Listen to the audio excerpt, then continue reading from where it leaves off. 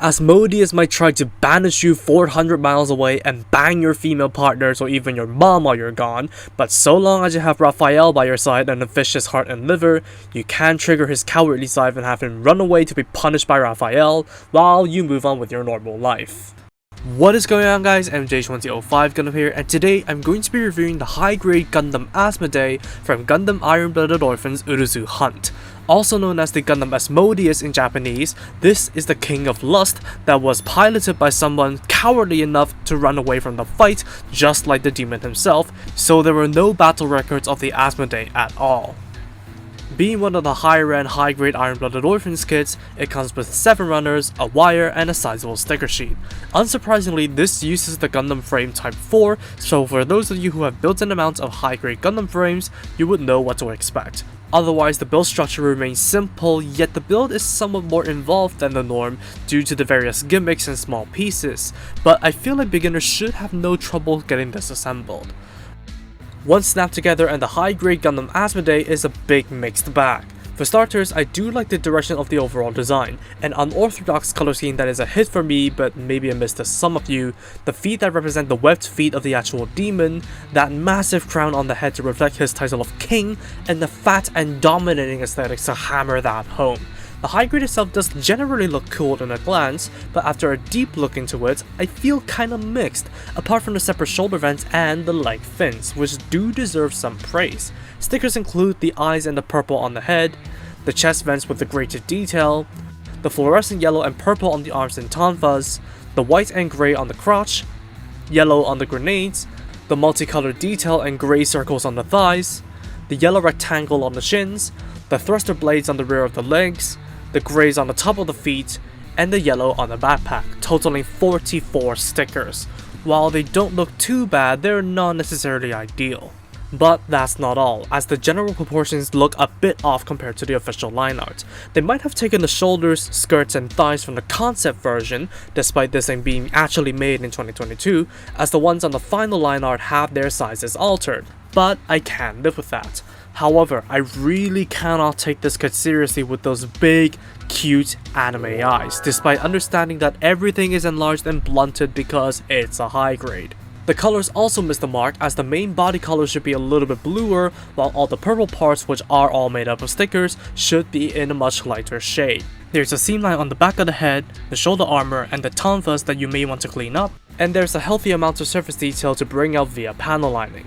All in all, it goes without saying that this 14cm tall kit will need some work outside of the straight build, with painting yielding the best possible results.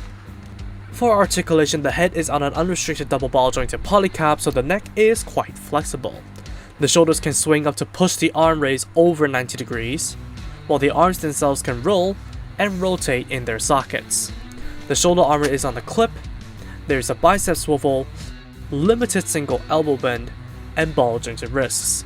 The torso bar and the waist ball joint provide good crunches and waist rotation, but that notorious loose waist ball joint finally decided to haunt me.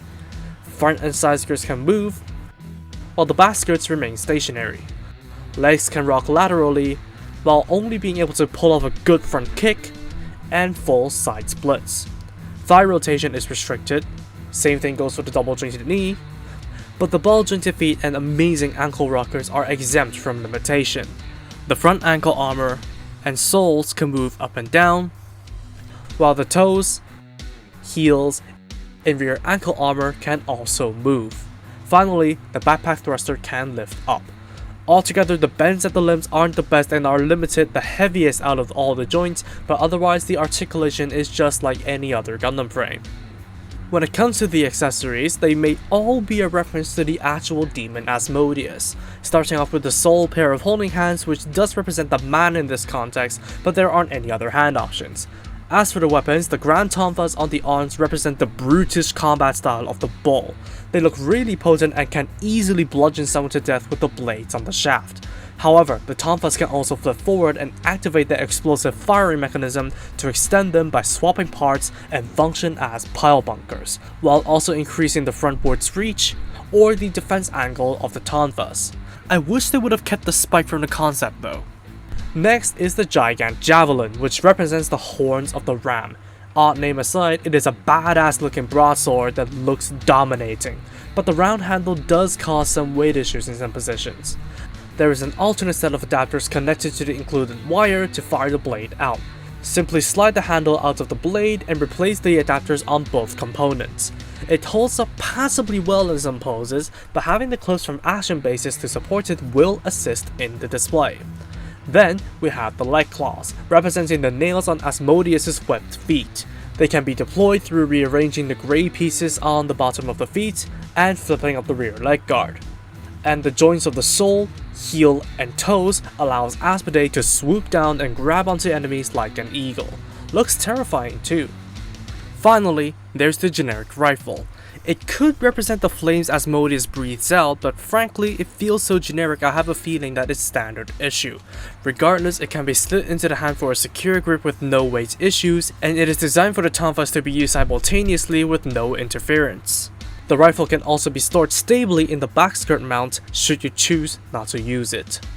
Oh, and in case you're interested, the smoke grenades on the side skirts are molded onto the skirts themselves, so don't even think about letting Asmoday toss them.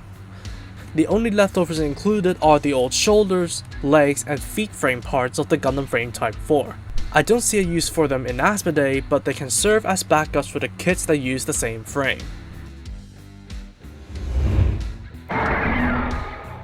In the end, I'll rank the high-grade Gundam Asmoday at discretionary. Truth be told, I will be feeling more torn about the Asmoday if I didn't decide to completely overhaul the colors. On one hand, the direction of the design is great, having a lot that refers back to the original Demon, and the unconventional looks and colors are definitely a standout to me. The structure is sound apart from that one accursed ball joint, and the feature count is robust, yet the weapons themselves are fun. On the other hand, some color outs miss the mark, the straight build presentation isn't great, and it is gushy and rebake full city levels of stickers despite being a higher end kit in the line. Asmoday does have its potential, unfortunately it can only be brought up by those who really put time and effort into the build. And I never thought I'd be saying this, but I really wish that a Masquerade would be released in the future to do the design justice. And that's all from me. Drop a like and comment if you did enjoy the video, subscribe for more content like this, and feel free to follow me on social media with the links down below. That said, take it easy, stay safe, and I'll see you in the next one.